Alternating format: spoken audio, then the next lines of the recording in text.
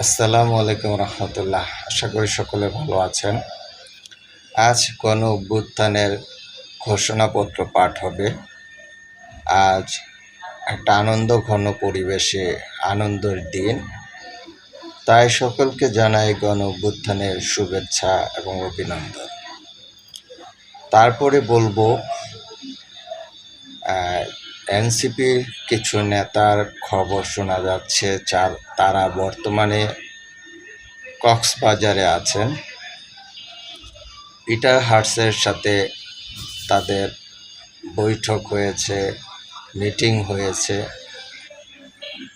তো আমি বলতে চাই, অবশ্যই আপনারা মিটিং করবেন, বৈঠক করবেন, কিন্তু দেশের সেই বৈঠকটা যাতে দেশের বিরুদ্ধে না হয়, জনগণের বিরুদ্ধে না হয়, সেই দিকটায় খেয়াল রাখবেন।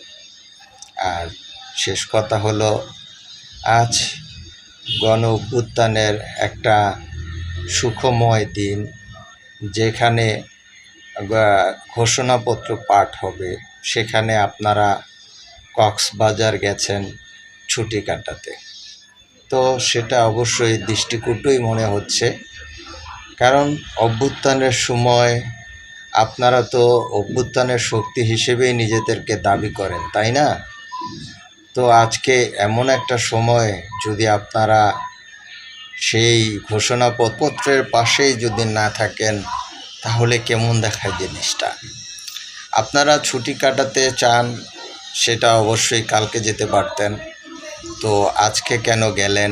এবং মার্কিন রাষ্ট্রদূত, সাবেক রাষ্ট্রদূত পিটার হার্টস যেখানে আছে, সেখানেই কেন আপনাদের আজকে যেতে হবে?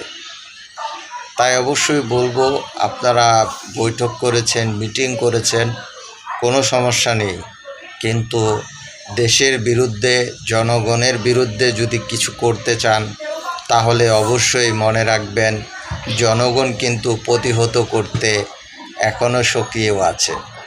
আর জনগণ কিন্তু ফ্যাসিস্ট হাসিনাকে যেমন প্রতিহত করেছে, এমন কিন্তু প্রত্যেকটা ফ্যাসিস্টকে জনগণ রুখে দিতে পারে।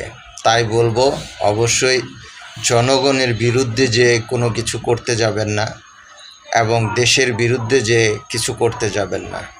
অবশ্যই ভালো থাকবেন। আসসালামু আলাইকুম রহমতুল্লাহ।